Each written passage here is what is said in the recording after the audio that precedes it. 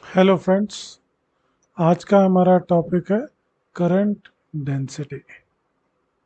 यानी कि हमें करंट की डेंसिटी पता लगानी है, कितने इलेक्ट्रॉन्स निकलते हैं। डेंसिटी हमें तो पता ही है, वॉल्यूम के टर्म्स में निकाला जाता है। तो यहाँ पे इलेक्ट्रॉन्स को अगर हम लोग एक दूसरे के साथ अगर एडजेसेंट में सेट करते हैं और वो मूव करना शुरू करते हैं पर यूनिट एरिया, तो हम लोग निकालते हैं। तो आइए चलिए उसकी डेफिनेशन देख लेते हैं। तो करंट डेंसिटी क्या कंसिडर किया जाएगा? At any point inside a conductor is defined as the amount of charges flowing per second through a unit area held, यहाँ पे हम unit area held normal to the direction of the flow of charges at that point। तो अब यहाँ पे हमारे कई सारी assumptions या जो भी हैं उनको क्लियर आउट कर देते हैं। करंट डेंसिटी को हम लोग जे से डिनोट करते हैं, जे। ठीक है। अब यहाँ पे the amount of charges flowing per second, charge यानी कि हम क्यू कहते हैं, पर यानी कि दस क्यू बाई टी, सेकेंड यानी कि टाइम होगा। ओके। अब उसके बाद हमारे पास देखना है इन यूनिट एरिया, तो हम उसको ए से करेंगे डिनोट, एरिया ए। तो हमारे पास यहाँ पे ये एरिया कंसिडर किया जाएगा। ओके। और यहाँ पे फ्लो ऑफ चार्जेस हमारे पास जो कंसिडर किया जाता है वो motion of wheels, conventional current किया जाता है कंसिडर करंट डेंसिटी के अंदर। तो हम यहाँ पे पॉजिटिव चार्जेस को कंसिडर करेंगे।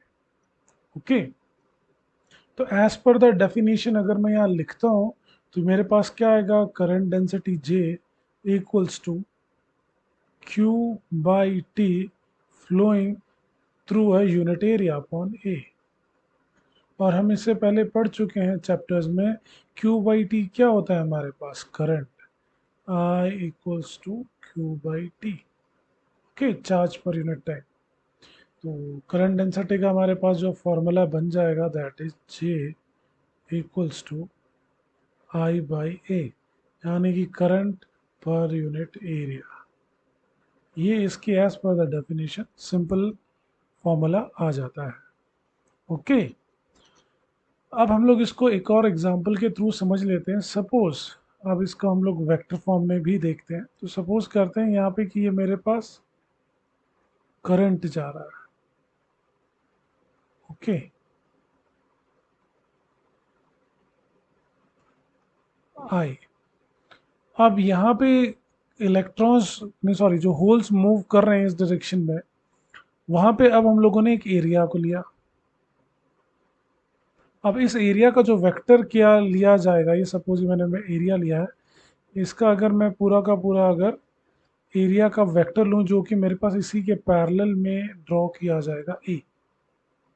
बट हर बार ज़रूरी थोड़ी है ये कि एरिया को मैंने हर बार ऐसे ही कट किया हो तो ही मैं इस एरिया को लूँगा।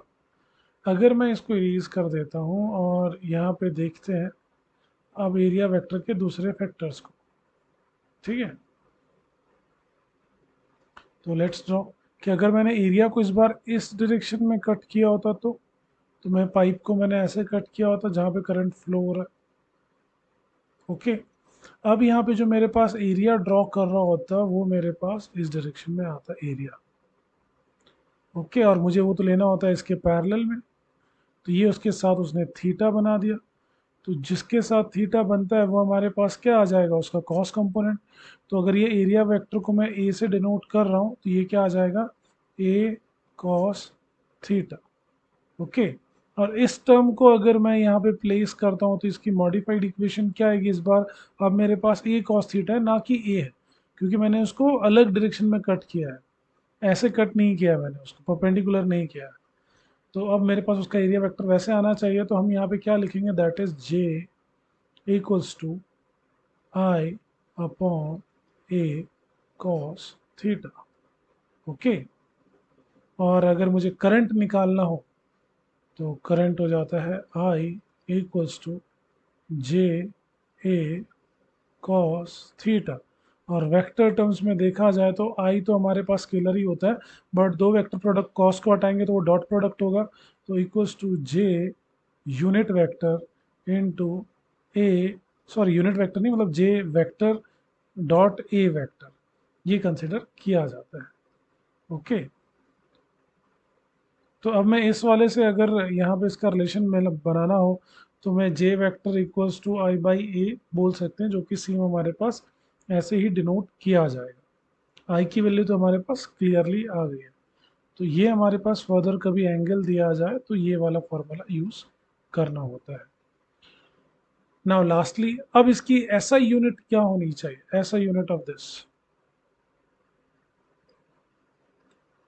करंट डेंसिटी, ए जो आई है उसकी यूनिट क्या होगी? J equals to ampere. Okay, area किस में कंसिडर किया जाएगा?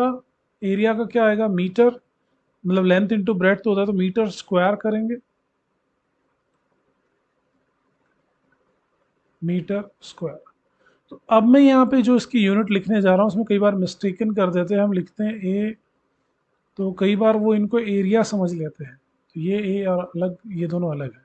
तो ऐसा यूनिट हमारे पास क्या आती है? Ampere per metre square. ये करंट डेंसिटी की ऐसा यूनिट है। ओके, आई होप आपको ये क्लियर हुआ होगा। Thank you.